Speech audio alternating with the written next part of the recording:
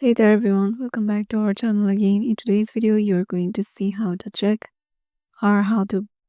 check someone who blocked your number. So to do that, let's head over to our phone.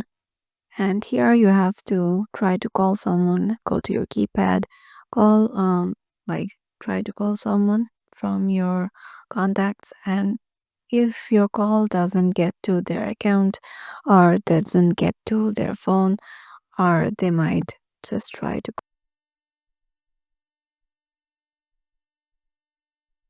If your call doesn't reach or shows like call ended or not reachable, then you might know that person have blocked you. And you can also try to message them. If a message doesn't get delivered, you can also know that that specific person have blocked your number. So these two are the ways with which you can know or check that if someone has blocked your number or not. Hope this video will help you out and we'll see you in the next video.